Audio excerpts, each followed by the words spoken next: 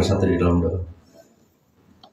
Terima kasih Tuhan Yesus, Bapa yang baik, Allah kami yang hidup, yang menjadi juru selamat bagi kami semua Tuhan. Terima kasih untuk pertolongan-Mu Tuhan, terutama untuk penyertaan-Mu pada kami semua anak-anak-Mu, anak-anak kudus-Mu yang sudah hadir pada hari ini di gereja-Mu.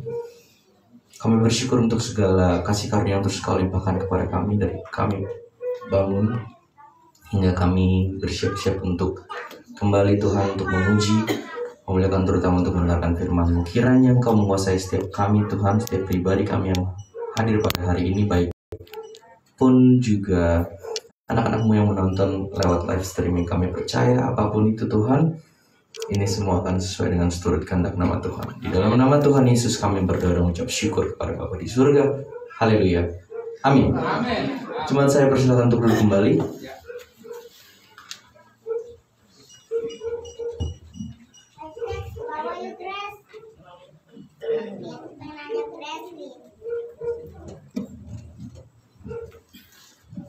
Shalom. Sekali lagi shalom. Selamat pagi, salam kudus untuk jemaat Tuhan yang mengikuti ibadah pada pagi hari ini. Bagaimana kabarnya Bapak Ibu? Luar biasa. Puji Tuhan, luar biasa. Ya memang itu yang memang kita rasakan ya, tentunya sebagai anak-anak yang sudah diselamatkan oleh Tuhan Yesus Kristus, tentunya yang sudah menerima kasih karunia pengorbanan Yesus di kayu salib. Dan pada hari ini saya berkesempatan untuk kembali membawakan firman Tuhan, dan tentunya pada pagi hari ini akan menjadi seri yang kedua. Ya, kalau mungkin Bapak Ibu semua mengingat bulan lalu adalah saya memberitakan firman Tuhan. Itu adalah seri bagian yang pertama tentang pentingnya melindungi pengajaran yang tepat. Pada bulan lalu tentunya banyak sekali yang sudah kita bahas di sini mengenai pengajaran-pengajaran di luar sana yang tentunya banyak yang menyimpang. Dan kenapa sih pengajaran itu wajib dan harus kita lindungi? Tentunya kita sudah mengetahui bahwa di luar sana tidak ada yang kebal. Tidak ada yang kebal dalam arti bahwa siapapun bisa saja terkena dampak oleh pengajaran-pengajaran atau doktrin-doktrin yang kita lihat bahwa sebenarnya itu di luarnya adalah kasih karunia, tetapi sebenarnya di dalamnya tidak. Ya, itu yang harus kita lihat sebagai orang-orang kudus yang tentunya menjadi penting. Kenapa kita harus melindungi pengajaran yang tepat? Dan pada pagi hari ini saya akan membawa kita ke bagian yang kedua di 2 Timotius 1 ayat 1 sampai ke 18. Boleh ditampilkan slide-nya. Bapak Ibu yang membawa Alkitab boleh membuka 2 Timotius pasal 1 ayat 1 sampai dengan yang ke-18. Karena kita tahu bahwa di sana, di luar sana banyak sekali pengajar-pengajaran atau pengajar baik itu pendeta khususnya yang mengajarkan banyak sekali pengajaran-pengajaran yang tidak sesuai dengan firman Tuhan. Loh, kok tidak sesuai dengan firman Tuhan? Kan dia menyampaikannya lewat firman. Ya, betul. Mereka memang based on Alkitab, tapi sebenarnya itu hanyalah kedok. Ya, banyak sekali yang belum paham dan cenderung sesat. Ya, harus kita lihat dulu bagaimana sih sebenarnya apa yang dimaksudkan oleh firman Tuhan. Tentunya lebih jeli melihat dan lebih jeli melihat apa sebenarnya yang Tuhan inginkan di dalam kehidupan kita, tentunya di zaman kasih karunia ini. Kita akan membacanya secara bergantian di 2 Timotius pasalnya yang pertama, ayatnya yang 1 sampai dengan ayat yang ke-18. Saya mungkin akan membacakan yang ganjil, Bapak Ibu semua ayat yang genap ya. Mari kita mulai. 1, 2, 3. Dari Paulus Rasul Kristus Yesus oleh kehendak Allah untuk memberitakan janji tentang hidup dalam Kristus Yesus. 2. Kepada Timotius anakku yang kekasih, kasih karunia, rahmat dan damai sejahtera dari Allah Bapa dan Kristus Yesus kita menyertai engkau. Aku mengucap syukur kepada Allah yang kulayani dengan hati nurani yang murni, seperti yang dilakukan nenek moyangku. Dan selalu aku mengingat engkau yang akan ditentukan dalam permohonanku, baik siang maupun malam. Dan apabila aku terkenang akan air matamu yang engkau curahkan, aku ingin melihat engkau kembali supaya penuhlah kesukaanku. Sebab aku teringat akan imanmu yang tulus ikhlas, yaitu iman yang pertama-tama hidup di dalam nenekmu Lois dan di dalam ibumu Eunike, dan yang aku yakin hidup juga di dalam dirimu. Karena itulah aku peringatkan engkau untuk menghormatkan karunia Allah yang ada padamu oleh perkembangan tanganku atasmu. Sebab Allah memberikan kepada kita bukan roh ketakutan, melainkan roh yang membangkitkan kekuatan, kasih, dan ketertiban. Jadi janganlah malu bersaksi tentang Tuhan kita, dan janganlah malu karena aku, seorang hukuman karena dia, melainkan ikutlah menderita bagi Injilnya oleh kekuatan Allah. Dialah yang menyelamatkan kita dan memanggil kita dengan panggilan kudus, bukan berdasarkan perbuatan kita, melainkan berdasarkan maksud dan kasih karunia-Nya sendiri yang telah dikaruniakan kepada kita dalam Kristus Yesus sebelum permulaan zaman. Dan yang sekarang dinyatakan oleh kedatangan Juru Selamat kita Yesus Kristus, yang oleh Injil telah mematahkan kuasa maut dan mendatangkan hidup yang tidak dapat binasa. Untuk Injil inilah aku telah ditetapkan sebagai pemberita, sebagai rasul, dan sebagai guru. Itulah sebabnya aku menderita semuanya ini, tetapi aku tidak malu, karena aku tahu kepada siapa aku percaya, dan aku yakin bahwa Dia berkuasa memeliharakan apa yang telah dipercayakannya kepadaku hingga pada hari Tuhan. Peganglah segala sesuatu yang telah engkau dengar daripadaku sebagai contoh ajaran yang sehat, dan lakukanlah itu dalam iman dan kasih dalam Kristus Yesus. Peliharalah harta yang indah yang telah dipercayakannya kepada kita oleh Roh Kudus yang diam di dalam kita.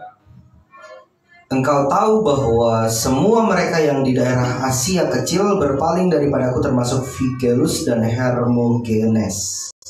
Tuhan kiranya mengaruniakan rahmat-Nya kepada keluarga Onesiphorus yang telah berulang-ulang menggetarkan hatiku. Dia tidak malu menjumpai aku dalam jalan. Ketika di Roma, ia berusaha mencari aku dan sudah juga menemui aku.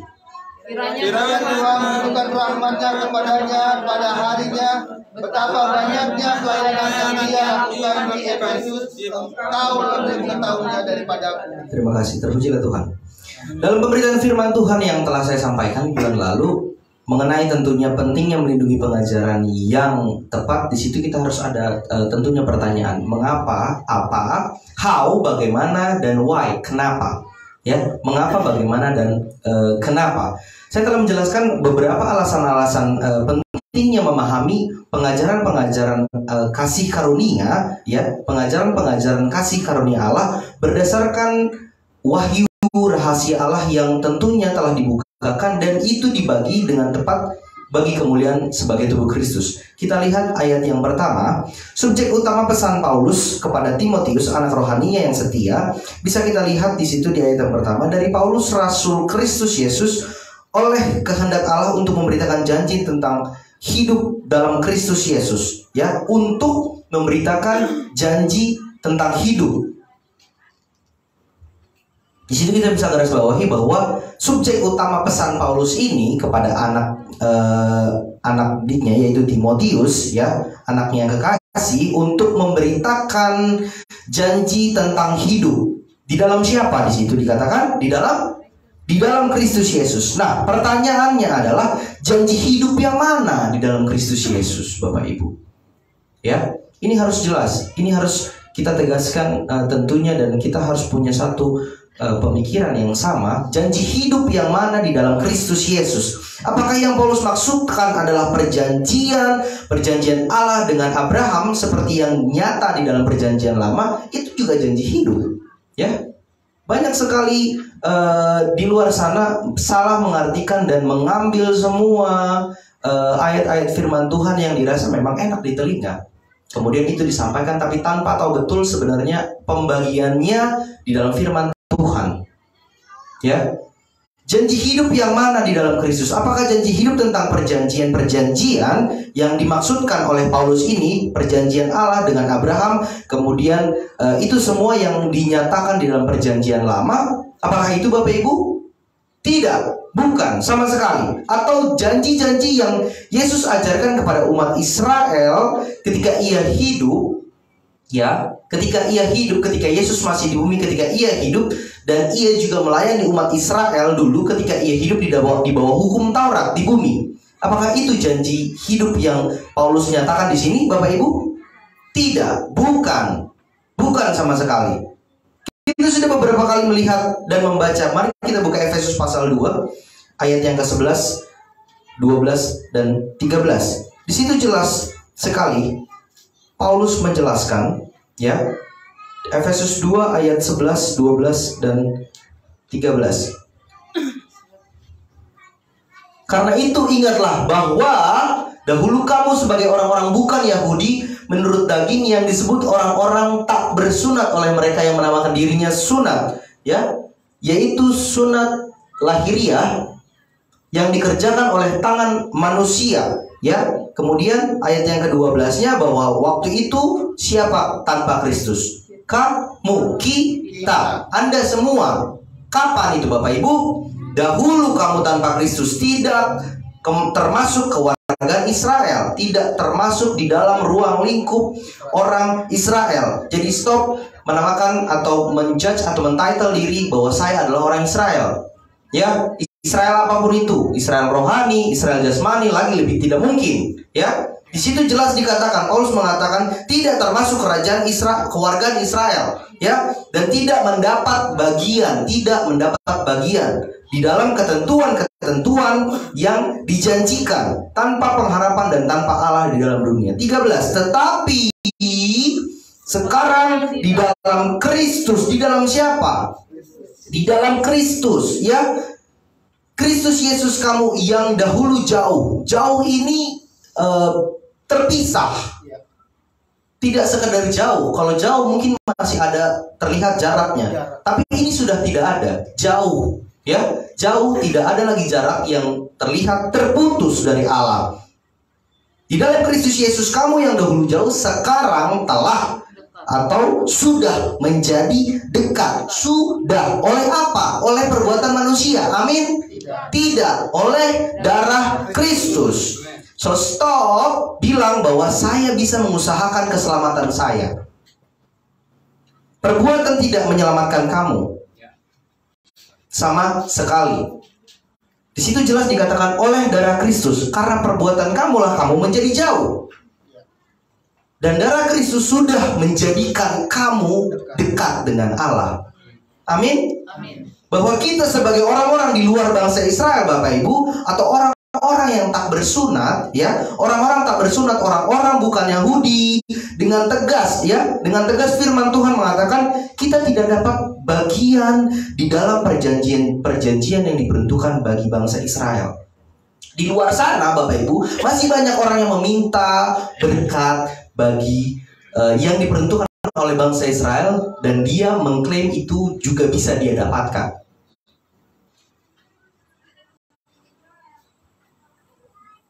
Sungguh-sungguh apa ya namanya, tidak masuk akal saja kalau kita melihat dari firman Tuhan. Berkat Abraham, berkat Daud, berkat Yakub, berkat semua berkat mau diterima, mau diminta. Padahal jelas di situ dikatakan kalau Anda bukan kewargaan bangsa Israel. So, kita bukan bangsa Israel, tapi kita minta berkat yang bukan untuk kita. Itu menjadi tanda tanya besar. Ya. Apakah benar di luar sana orang-orang ini sudah paham atau belum? Atau bagaimana sebenarnya mereka melihat firman Tuhan itu? Mungkin karena mereka melihat bahwa ini adalah suatu berkat. Oh, tidak seperti itu. Allah memberikan atau Allah mencurahkan kasih-Nya tentunya kepada kita. Ya, tidak mendapat bagian dalam perjanjian yang diperuntukkan bagi bangsa Israel. Waktu dulu sebelum Kristus mati, ya, Kristus mati disalibkan, kita hidup dalam posisi tanpa perjanjian, ya, tanpa perjanjian dalam artian posisi keadaannya tanpa janji. Di situ jelas tadi dikatakan tanpa janji, tanpa Kristus, tanpa Allah, tanpa janji, tanpa Kristus, tanpa Allah, ya. Dan hidup tanpa pengharapan di dunia ini dulu. Allah tidak memperhitungkan bangsa-bangsa lain di luar bagi bangsa Israel sebagai pewaris kerajaan sorga. Lihat, so hanya bangsa Israel karena perjanjian dengan Abraham. Kecuali mereka bersedia mendekat dan masuk ke dalam sistem agama Yahudi, ya. Pada saat itu bangsa Israel, ya, semua beragama Yahudi ini dengan ketentuan hidup tentunya di bawah hukum Taurat. Itu cara kerjanya bangsa Israel. Allah memberkati, ya, Allah memberkati bangsa pilihannya, bangsa Israel itu dulu seperti itu. Harus di bawah hukum Taurat Israel baru bisa mendapatkan berkat. Karena hukum Taurat itu diperuntukkan untuk bangsa Israel. Kalau sekarang banyak juga yang ingin hidup di bawah hukum Taurat. Sama, begitu banyak juga. Tetapi syukur kepada Allah, ya, keadaan tanpa harapan itu tidak selamanya terjadi. Amin ya Bapak Ibu. Tidak selamanya terjadi. Itu yang dinamakan kasih karunia. Karena apa? Akhirnya oleh darah Kristus, darah Yesus Kristus yang tercurah di kayu salib, ya, maka sekarang kita orang-orang di luar sana pun sama, orang-orang yang tentunya di luar Israel, ya, orang-orang tak bersunat, ya, telah menjadi dekat dengan berkat-berkat keselamatan itu. Bahkan tidak hanya dekat, sangat dekat. Sangat dekat dengan Tuhan Yesus Kristus. Karena kita semua, ya, anak-anaknya adalah diterima menjadi tubuh. Di sini ada Bapak Ibu yang tubuhnya terpisah sekarang, mungkin ada yang ketinggalan di rumah, tidak ada, ya. Full, ya, kelingkingnya mungkin, atau telinga kirinya, telinga kanan, tidak, ya. Semua ikut, kemanapun ikut, kemana kita pergi semua ikut, ada, lengkap, sempurna. Dan begitu juga kita di dalam Kristus sekarang. Karena kita sudah menjadi tubuhnya, tubuh Kristus, yang Kristus adalah sebagai kepala. Dan itu tidak sementara Bapak Ibu, itu kekal sebagai tubuh Kristus. Itu sebabnya di ayat yang kedua kita lihat dikatakan kasih karunia di 2 Timotius. Kasih karunia, ya, rahmat dan damai sejahtera dari Allah menyertai engkau. Kasih karunia ini Bapak Ibu, ini dengar baik, sering disalahartikan banyak orang, ya. Kasih karunia ini sering banyak sekali sering disalahartikan oleh pemberita-pemberita Injil di luar sana. Mereka melihat kasih karunia ini murahan Bapak Ibu, ya. Banyak pemberita-pemberita Injil di luar sana melihat kasih karunia ini sebagai sesuatu yang murahan, tidak ada artinya. Katanya, ya, kasih karunia ini sangat murahan. Karena mereka berpikir Bapak Ibu, terlalu gampang kita memperoleh kasih karunia Tuhan. Gampang banget. Karena kita tahu bahwa Tuhan Yesus memberikan kasih karunia secara cuma-cuma. Tapi banyak orang di luar sana melihat kasih karunia ini murahan. Karena mereka masih berpikir, gampang sekali ternyata memperoleh kasih karunia ini, ya. Gampang sekali, kita nggak pakai usaha kok, kita nggak usah kerja keras kok, ya.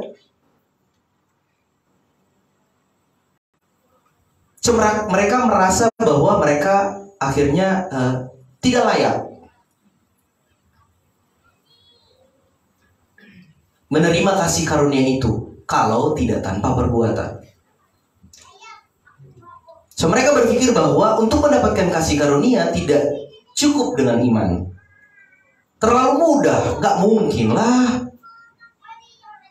Itu sebabnya kita pergi ke gereja setiap hari, ikut doa pagi, ada lagi doa semalam suntuk, bersuntuk itu semalam, berdoa.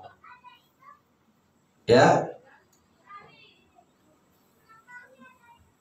ibadah keluarga itu untuk mendapatkan keselamatan, untuk mendapatkan kasih karunia Tuhan. Dan banyak sekali orang berpikir di sana bahwa kasih karunia ini bukan sesuatu hal yang mereka lihat bahwa tahu gak sih, Allah rela mati di kayu salib untuk menebus segala dosa manusia. Segalanya yang dituntut hanya percaya oleh imanmu. Itu yang dituntut. Karena manusia ini terlalu banyak excuse, makanya berpikir bahwa kasih karunia ini tidak cukup hanya dengan percaya. Terlalu banyak excuse. Merasa dirinya tidak layak, padahal Allah hanya menginginkan itu. Ya, hanya percaya. Sedangkan kerja keras manusia saja, ya, belum tentu mendapat sesuatu yang sesuai. Apalagi tidak berusaha. Tetapi benarkah Bapak Ibu seperti yang dikatakan oleh mereka, yang di pikiran mereka, kasih karunia Tuhan itu murahan, Bapak Ibu? Menurut Bapak Ibu, kasih karunia yang Allah berikan itu murahan atau tidak? Jelas tidak. Tidak benar. Ya, kasih karunia Allah, ya, kasih karunia Yesus Kristus yang dicurahkan kepada kita bukan murahan, bukan sesuatu yang bisa dipandang enteng, bukan. Dan tidak ada harga yang harus dibayar. Atau tidak ada harga yang harus dibayar, ya. Bukan sesuatu yang dipandang rendah, bukan sesuatu yang bisa dipandang enteng, atau tidak ada harga yang harus dibayar. Harganya mahal. Sesungguhnya kasih karunia Allah yang kita telah terima dengan penuh sukacita ini, Bapak Ibu, dan damai sejahtera ini sudah terlebih dahulu dibayar. Apakah itu menggunakan cicilan, Bapak Ibu? Bahaya kalau menggunakan cicilan kasih karunia ini. Ya, jangan sekali-sekali mengatakan bahwa oh itu belum selesai itu. Belum selesai, ya.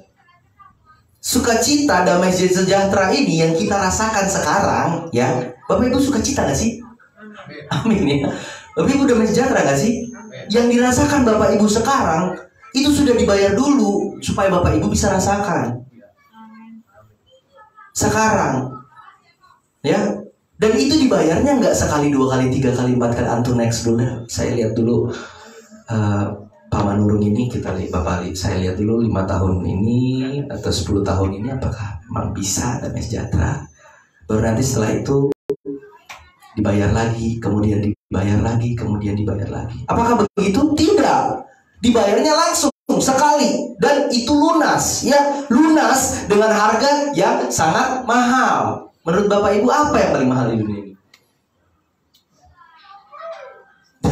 Darahnya. Apakah emas, berlian, saldo, deposito di bank, atau mungkin saham, atau minyak bumi yang sekarang lagi perebutan? Bukan. Apa? Darah. Darah siapa? Darah Kristus. Itu dibayarnya pakai darah Kristus. Ya, dibayarnya pakai darah Kristus. Tidak ternilai Bapak Ibu. Dengan apapun yang ada di dunia ini, bukan emas atau perak, tetapi darah, dengan darah dan nyawa. Dengan darah dan nyawa Kristus yang tidak berdosa. Gak mungkin orang berdosa bisa menghapuskan dosa orang berdosa. Ya, so yang dilihat adalah darah Kristus, hanya oleh darah, penumpahan darah Kristus yang tidak berdosa, yang tidak bercacat, ya, tidak bercacat dan kudus dan tidak bercela dalam segala hal. Hanya itu caranya. Itu sangat mahal, Bapak Ibu. Sehingga Bapak Ibu tidak heran Paulus mengakui juga dalam kesaksiannya kepada jemaat Korintus bahwa justru karena kasih karunia Allah yang itu sifatnya cuma-cuma inikah yang sanggup membuat dirinya menjadi sangat beruntung, sanggup menjadi dirinya yang pekerja keras, sanggup menjadi Paulus yang sekarang, yang kita kenal sebagai rasul bagi bangsa lain. Ya, di dalam 1 Korintus 15 ayat 10, boleh ditampilkan di slide. 1 Korintus 15 ayat 10. Di situ jelas dikatakan, tetapi karena kasih karunia Allah, aku adalah sebagaimana aku ada sekarang. Di situ jelas karena kasih karunia Allah, aku Paulus adalah sebagaimana aku yang ada sekarang, dan kasih karunia yang dianugerahkannya kepadaku itu tidak sia-sia, tidak ada sia-sia. Sebaliknya aku telah bekerja lebih keras daripada mereka semua, tetapi bukannya aku, melainkan siapa Bapak Ibu? Kasih karunia Allah yang menyertai aku. Paulus katakan itu sendiri. Jadi sekarang kita ketahui kasih karunia Allah, ya, kasih karunia Allah yang Paulus beritakan kepada kita sekarang, ya, kepada kita sekarang, dan yang tentunya akan kita teruskan. Itu tidak berhenti di kita. Yang tentunya akan kita teruskan kepada orang lain, kepada semua orang, ya, bukan kasih karunia gampangan, tetapi pemberian Allah yang sifatnya sangat mulia, karena telah mengerjakan, ya, juga ketekunan iman kita, Bapak Ibu, di dalam kehidupan manusia baru, yaitu kita tubuh Kristus, di mana kita sedang hidup di dalamnya. Di luar sana nggak percaya itu kasih karunia itu sehebat ini. Di luar sana nggak ada yang percaya kasih karunia seluar biasa ini, karena mereka selalu mengusahakan bahwa usaha itu nomor satu. Usaha, kerja keras, ya, itu yang mereka lakukan. Tidak melihat bahwa kasih karunia ini, ya, kasih karunia ini yang Tuhan sudah berikan kepada kita dengan gratis, dengan harga yang sangat mahal kepada kita, itu tidak mereka bisa terima. So itu sama saja kamu tidak percaya, sama saja kamu tidak melihat bahwa oh, Tuhan Yesus, melihat karya penyaliban Yesus di kayu salib pada 2000 tahun yang lalu itu sebagai sesuatu hal yang sepele. Justru Allah mengorbankan nyawanya supaya kasih karunia ini bisa diterima oleh kita. Kita tahu Paulus sudah sangat banyak memberikan contoh, Bapak Ibu, di dalam kehidupan nyata sehari-hari, bagaimana ia menunjukkan bahwa kasih karunia Allah itu tidaklah sia-sia, tidak sia-sia baginya, bagi dirinya, tetapi sangat berbuah penuh yang dikerjakan tentunya oleh Roh Kudus. Sehingga tidak heran juga Paulus menasihati kita juga kepada kita, jemaat-jemaat kudusnya, tentunya di tempat ini maupun di luar sana, ya, orang-orang kudus, agar terus berjuang bersama, memberitakan nilai-nilai pengorbanan Kristus yang mulia itu dengan menghadirkan harapan-harapan yang penuh berkat dan damai sejahtera Tuhan melalui Injil kasih karunia-Nya kepada semua orang. Kalau di luar sana orang sudah melihat, kasih karunia lagi, kasih karunia lagi. Darah Yesus lagi, darah Yesus lagi.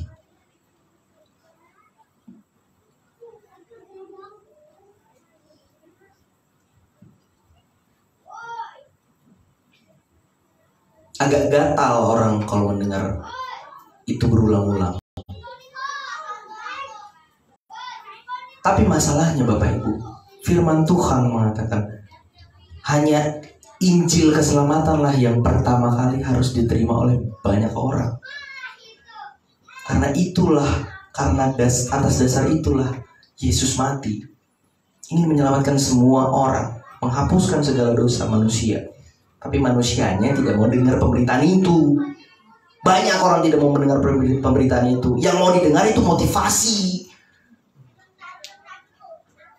Bagaimana saya semakin diberkati? Bagaimana saya bisa dapat uang banyak? Bagaimana saya bisa menyokong anak saya? Ya itu penting juga, betul. Itu tidak salah. Tapi kalau yang menjadi salah adalah kalau kamu tidak melihat pengorbanan Yesus di kayu salib, itu yang menjadikan dirimu tidak bersyukur.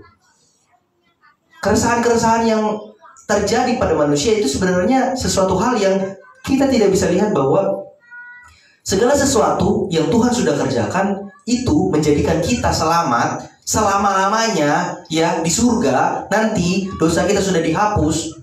Itu yang menjadikan manusia sekarang bisa bersyukur. Itu yang kadang kita atau banyak orang di luar sana tidak bisa melihat itu. Sehingga kita juga bisa lihat ya bahwa dalam hal membantu mengarahkan kehidupan, ini hidup kita perlu diarahkan, Bapak Ibu. Dalam hal membantu mengarahkan kehidupan yang penuh dengan kesetiaan, ini setia ini mahal. Kesetiaan itu sangat mahal. Kepada kasih karunia Allah, kita lihat Paulus telah memberikan banyak contoh keteladanan. Bagaimana hidupnya melayani dengan setia kepada Tuhan. Apakah dia melayani atau setia kepada Tuhan di dalam kondisi yang enak? Di dalam kondisi yang lancar? Keuangan lancar, kesehatan baik, relasi baik. Apakah itu yang menjadikan Paulus setia di dalam pelayanannya? Tidak. Banyak sekali penderitaan. Banyak, luar biasa. Dari pihak dunia yang tidak mengenal belas kasih Allah di dalam Kristus Yesus. Tapi apakah itu menjadikan dirinya lemah? Tidak. Tadi jelas dikatakan, aku bekerja lebih keras. Karena yang menyertai aku adalah kasih karunia Allah. Kita dapat menyaksikan dan membaca dalam setiap surat Rasul Paulus bahwa dalam segala pergumulan yang Paulus hadapi akan selalu berada dalam penyertaan kasih karunia dan damai sejahtera. Ya, maka puji Tuhanlah untuk hal itu. Kita baca lagi di ayat yang ketiga sampai dengan kelima, masih di 2 Timotius pasal yang pertama. Ayat yang ketiga, aku mengucap syukur kepada Allah yang kulayani dengan hati nurani yang murni, seperti yang dilakukan nenek moyangku, dan selalu aku mengingat engkau di dalam permohonanku, baik siang maupun malam. Dan apabila aku terkenang akan air matamu yang kau curahkan, aku ingin melihat engkau kembali supaya penuhlah kesukaanku. Sebab aku teringat akan imanmu yang tulus ikhlas, yaitu iman yang pertama-tama hidup di dalam nenekmu Lois dan di dalam ibumu Eunike, dan aku yakin hidup juga di dalam dirimu. Ya, untuk membantu kita dapat mengetahui dan memahami dengan baik bagaimana kasih karunia Allah harus terus terjaga dengan baik di tengah-tengah jemaat tubuh Kristus Yesus, Paulus bersyukur dan akhirnya memperkenalkan dirinya, ya, dan pelayan muda kasih karunia Kristus setia. Di situ jelas kita lihat bahwa pelayan muda itu adalah Timotius.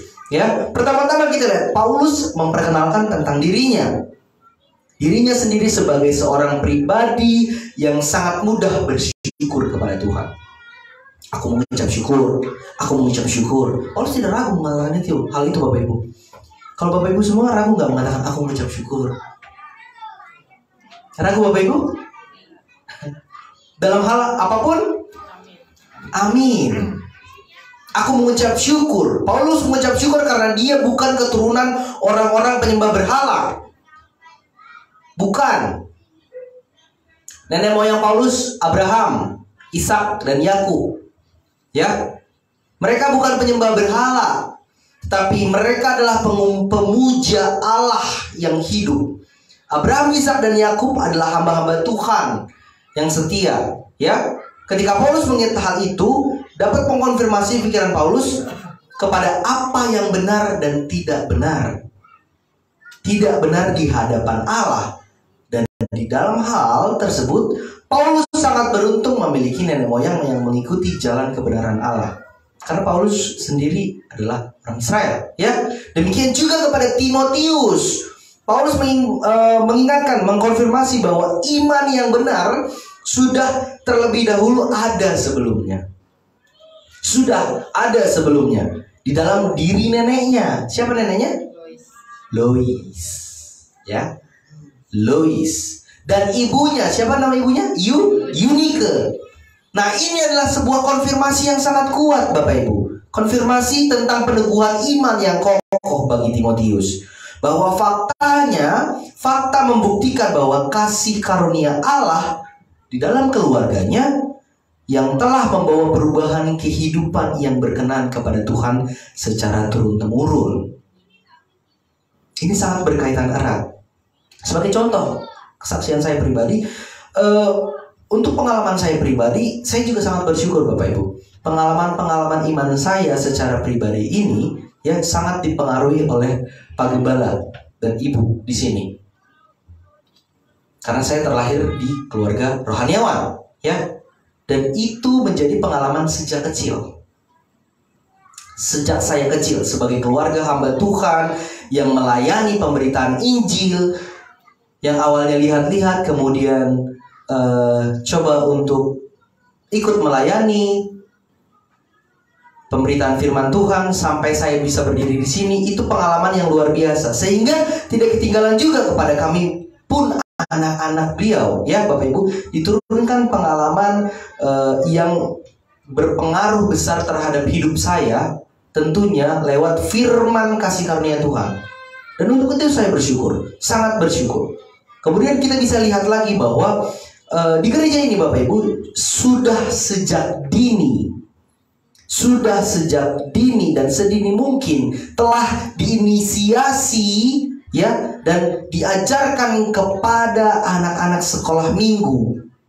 Kepada anak-anak sekolah minggu bahwa iman kepada Kristus Yesus yang telah menjadikan mereka orang-orang kudus. So mereka pasti lantang di sini mengatakan, saya orang kudus, saya orang percaya, pasti masuk surga. Itu yang kadang kita agak ragu sedikit. Orang percaya, orang kudus, pasti masuk surga. Coba tanya di orang di luar sana. Orang percaya, mungkin orang percaya. Orang kudus, pasti masuk surga. Dari mana kata kau pasti masuk surga? Nah, itu udah jadi pertanyaan. Percaya cukup. Kudus, tahan dulu deh. Gitu. Pasti selamat ke surga. Itu sudah tidak sama. Ragu, ya Bapak Ibu, untuk menghapuskan segala dosa. Mereka sangat lantang, sangat luar biasa. Energi mereka setiap hari Minggu, ya. Dan tentunya itu akan berpengaruh besar di kehidupannya juga setiap hari. Itu mulai ditanam sejak dini Bapak Ibu. Itu akan menjadikan mereka memiliki kepercayaan yang tinggi, keberanian yang tinggi. Karena kasih karunia yang menyertainya.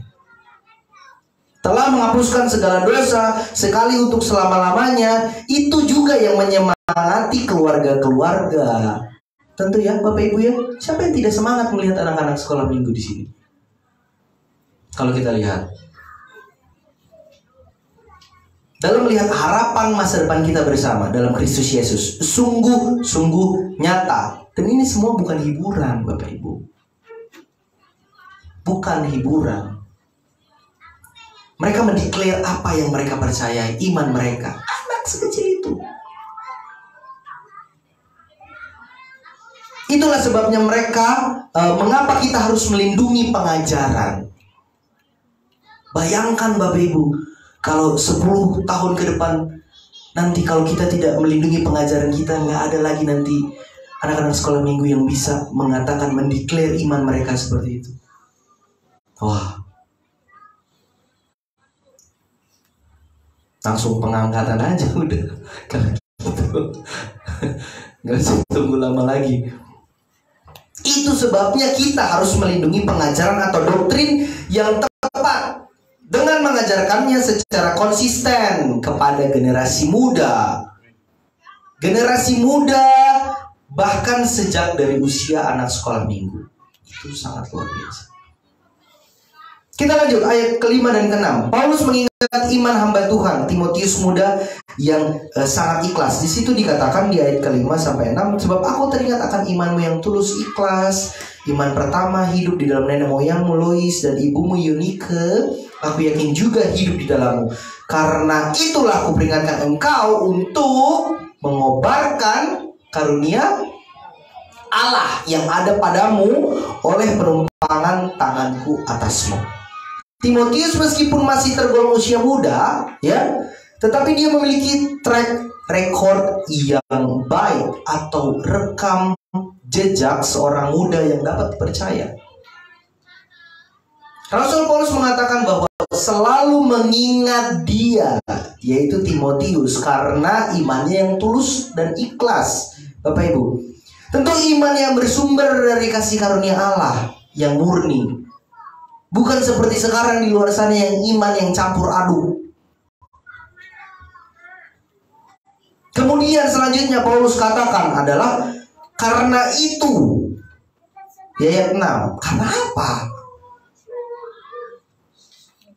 Apa yang sebelumnya diceritakan oleh Paulus bahwa iman yang benar dan hidup yang benar, hidup yang Timotius peroleh, Bapak Ibu, bahkan sejak nenek moyang, neneknya sendiri, ibunya sendiri, itu harus menjadi motivasi yang kuat untuk terus setia di dalam mengajarkan atau memberikan pelayanan firman Tuhan, ya, kepada jemaat tubuh Kristus dan tidak boleh menyimpang sedikit pun.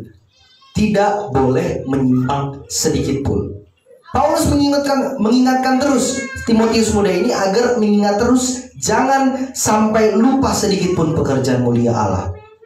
Tidak boleh melupakan apa yang Tuhan sudah kerjakan atau yang Tuhan sudah mulai di dalam diri jemaat kudusnya, di mana firman kasih karunia yang diterima telah terjadi sedemikian rupa, dan itu juga memajukan jemaat.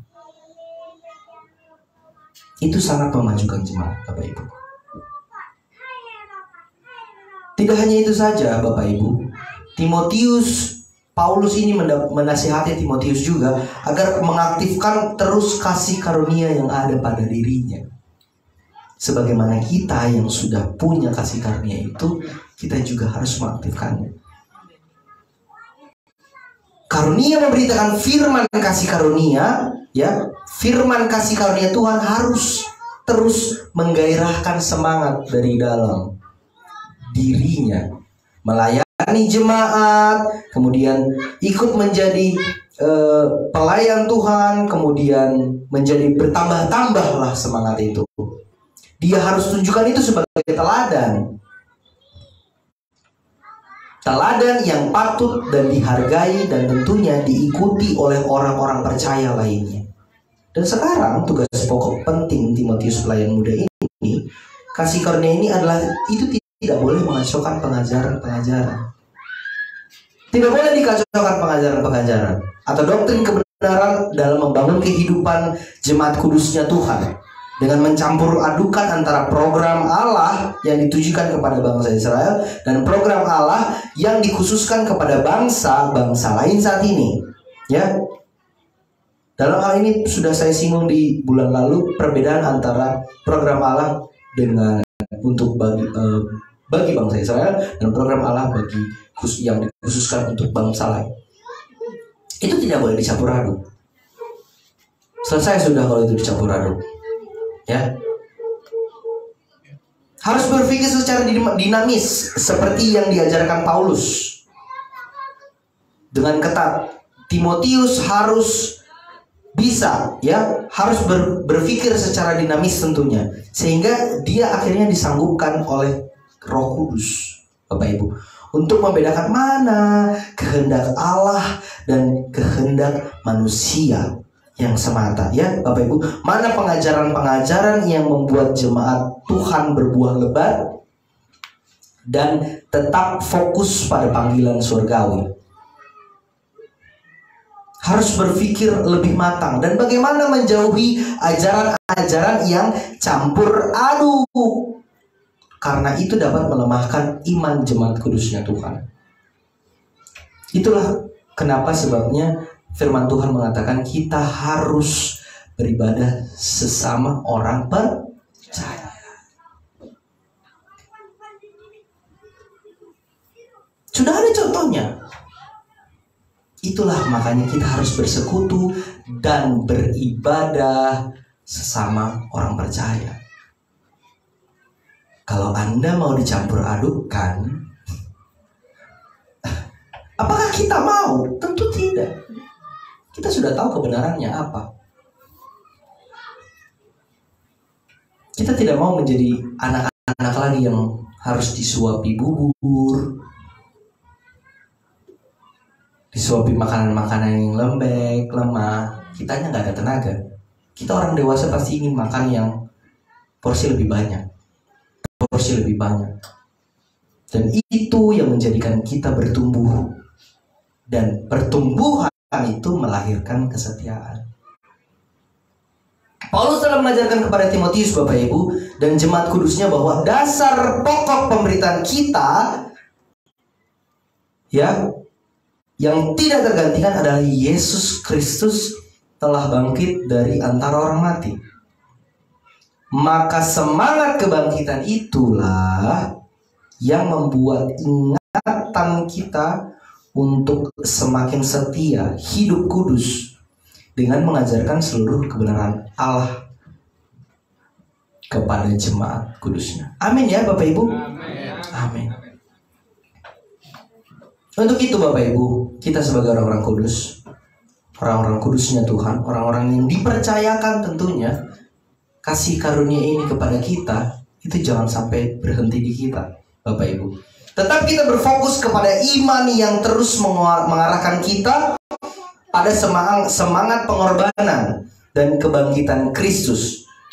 Untuk apa Bapak Ibu? Agar apa? Agar kita dapat terus diaktifkan oleh Roh Kudus. Kitanya, Roh Kudusnya berfungsi sebagaimana tubuh Kristus yang seharusnya dengan talenta Bapak Ibu yang punya, dengan talenta-talenta yang Bapak Ibu punya, ya, yang seharusnya itu menjadi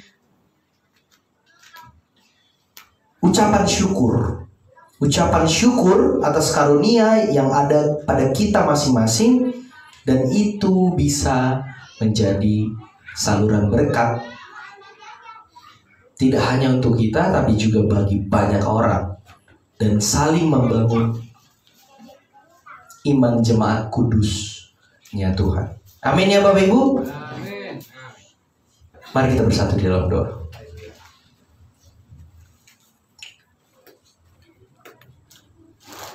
Kami bersyukur Tuhan Yesus, terima kasih Tuhan atas firman Tuhan yang luar biasa kepada kami. Firman yang sangat mahal, yang tentunya sudah kami dapatkan, keselamatan yang sudah kami dapatkan. Dan kali ini Tuhan, kami ingin mencapai kesatuan hati Tuhan, pengetahuan akan firman Tuhan, pengetahuan tentang kebenaran firman Tuhan yang luar biasa. Tuhan, kami bersyukur Tuhan bahwa kasih karunia-Mu yang luar biasa, yang mahal ini kami telah peroleh. Dan kami Tuhan ingin menjadikan ini sebagai dasar kami untuk memberitakan firman Tuhan, agar semakin banyak jemaat-jemaat Tuhan, makin banyak orang-orang yang bisa dimenangkan untuk Tuhan.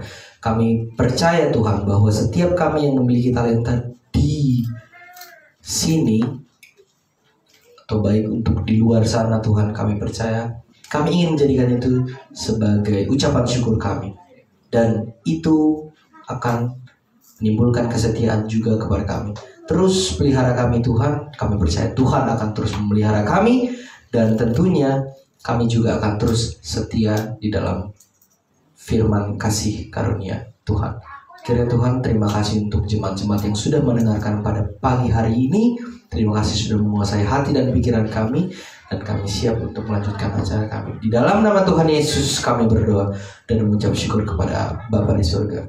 Haleluya, haleluya, amin.